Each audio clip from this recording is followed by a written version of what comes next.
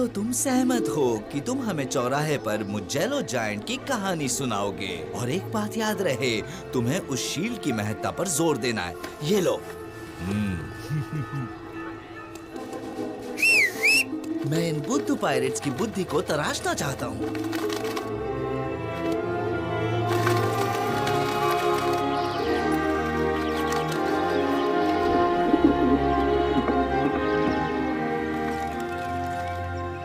बाजार में चौराहे पर जाओ और कहानीकार को सुनो। साइंड एडोलेनो।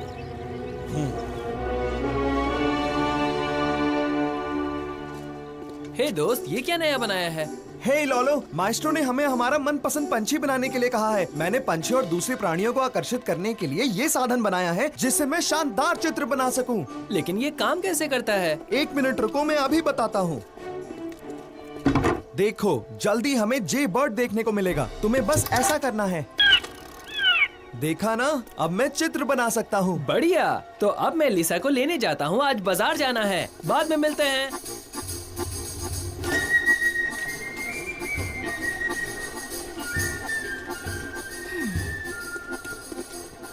मैं तुम्हारा इंतजार कर रही थी। हमें देर हो जाएगी, इसलिए जल्दी चलो। कहानी सुनाने वाला 5 मिनट में चौराहे पर पहुंच जाएगा। वो आज की कहानी सुनने के लिए मैं उत्सुक हूँ।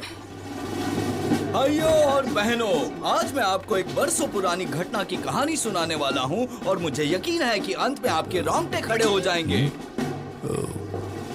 ये कहानी है, शायद आप जानते होंगे, इस शहर पर अच्छे और न्यायपूर्ण राज करने वाले देवता की। मेडिची की बात कर रहा है। सच कह रहे हो? एक भयानक जायंट ने पूरे इलाके में दहशत फैलाई थी और बिना वजह सब तबाह कर रहा था। घर, मकान और महल सब धाराशायी हो गए। हर जगह भयानक विनाश हो चुका था। आपको मेरी बात माननी होगी क्योंकि ये हकीकत है, लोगों को बचाने वाला कोई नहीं था। क्या आप सीधा मुद्दे पर आ सकते हैं सर, या फिर हमें पूरा दिन ऐसे खड़े रहना होगा? माफ करना लड़की, मैं तुम्हारी बात समझ गया, लेकिन मेरी मानो, तुम बस सुनती जाओ। एक खुले मैदान में एक बहादुर आदमी ने जायंट का पूरे 3 दिन तक मुकाबला किया। ये मैं जानता हूँ। लड़ाई में जायंट मुजेलो की जुनूनी तलवार ने उसके भाले को 5 बार आहत कर दिया। लेकिन जब तीसरे दिन चंद्र अस्त हुआ, जायंट की हार हो गई और वो भाग गया। तब राजकुमार ने उस बहादुर लड़ाकू को बुलाया और उसे सम्मानित किया और अब वो बड़ा व्यापारी है। दोस्तों, अभी भी एक सरप्राइज बाकी है। इस बड़ी कहानी के नायक का नाम एवरार्डो डी मेडिची और बाद में वो फ्लोरेंस का शासक बन गया। हाँ, लेकिन राज करने के लिए नोबेल टाइटल होना चाहिए, तो मेडिची टाइटल कहाँ से आया? हाँ? वो नोबेल टाइटल है इटालियन कस्टेलो। जायंट मुजेलो ने जिस शील्ड को फाड़ा था उस पर लिखा है। उसने कांटे वाली हथौड़ी कहा, शील्ड और नोबेल टाइटल। हमने सब सुना, लेकिन क्या करना है वो मुझे समझ में नहीं आया। मुझे लगता है कि योजना बिल्कुल साफ है कैप्टन। हमें बस नोबल टाइटल जिस शील्ड पर छपा है उसे चुराना है। उसके बिना मेडिची अपने आप को खानदानी नहीं साबित कर पाएगा और वहाँ के नागरिक बिना हिचकिचाए उन्हें निकाल देंगे। इससे हम सफल हो सकते हैं। ये तो बढ़िया सुझाव, यही तो मैं सोच रहा था। तो अब हम महल में जाते हैं और शील्ड चुरा लेते हैं।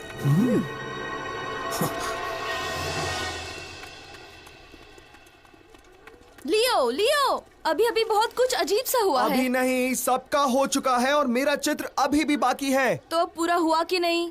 अरे मुझे थोड़ा वक्त तो दो। सॉरी, अब पूरा हुआ कि नहीं? ठीक है लिसा, अब मुझे बताओ क्या बात है। महल जाते वक्त ये तुम्हें सब बता देगी। हमें एक जरूरी मिशन पूरा करना है। अब हमें मेडिची को बचाना है। क्या कहा? महल? मेडिची को बचाने? मुझे पता है तुम मजाक कर रहे हो, लेकिन अभी मेरे पास समय नहीं है। अच्छा ठीक है, अगर तुम्हें भरोसा नहीं तो हम अकेले ही ये काम कर लेते हैं। लो लो, हैंग ग्लाइडर्स ले लो। लीजा कहाँ जा रही हो? देखो ऐसा मत करो ना।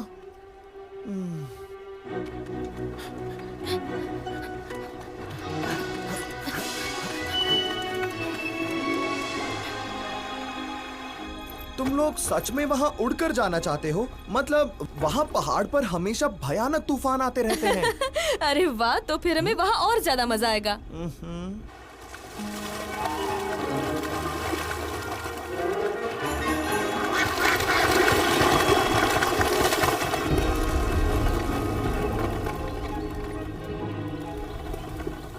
तुम लोग हैंग ग्लाइडर्स लेकर महल पहुंचो, मैं अपने बैरल के साथ वहां आता हूँ।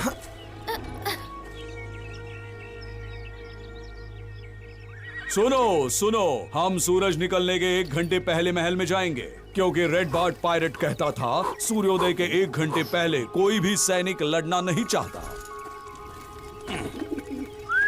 चलो कबूतर बाहर आओ। अरे तुम लोगों को देर क्यों हो रही है चिकन विंग? अब जल्दी चलो, मुझे जल्दी एडोलिन को बताना है कि हम एक बड़े काम के लिए तैयार हैं।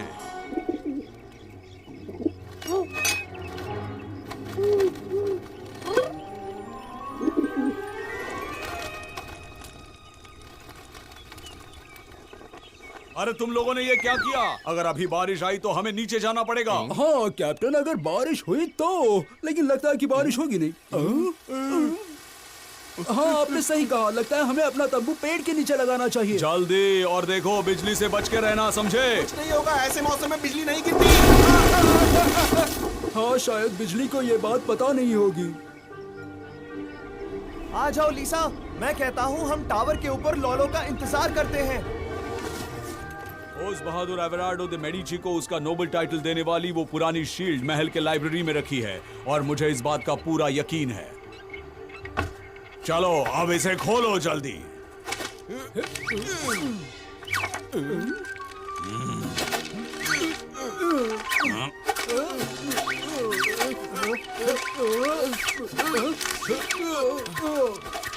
निकम्मो बेवकूफ, जल्दी करोगे या नहीं?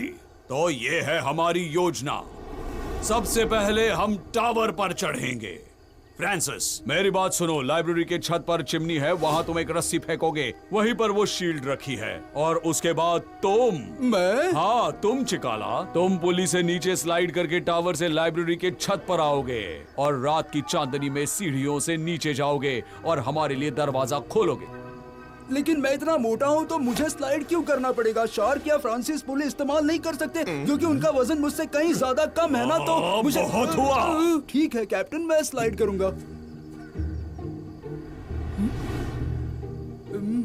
रेडी स्टेडी गो।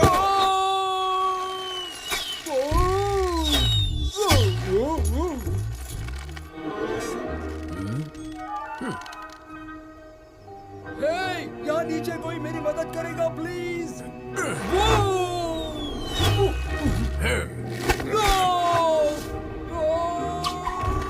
ठीक है दोस्तों, मैं अभी दरवाजा खोलता हूँ।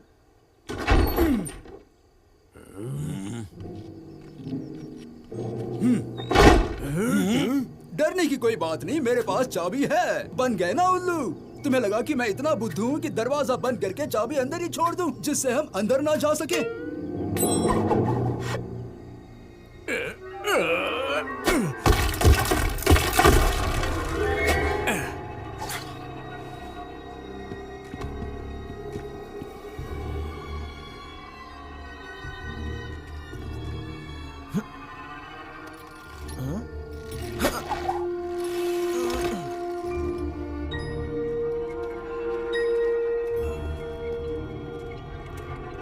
देखो वो रही तिजोरी। हाँ मैंने देख ली।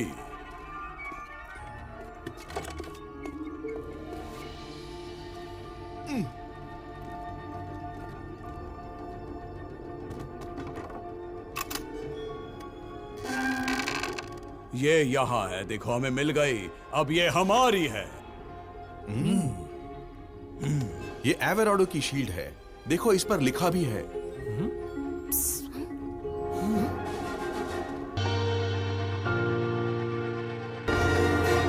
बहुत अच्छे, तो अब हम शील्ड ले जाएंगे और यहाँ से गायब हो जाएंगे। यही तो प्लान है, और अब मेडिची अपनी अच्छाई कभी साबित नहीं कर पाएंगे। अरे हाँ तुमने सही कहा, और अब एडोलिनो का मास्टर फ्लोरेंस का क्रूरताना शाह बन जाएगा, और हमारा जहाज भी हम ठीक कर पाएंगे। ये वो बेवकूफ चिकाला ही होगा। मुझे लालटेन दो। चलो यहाँ से जाते हैं, ये जायंट मोगलों का भूत है।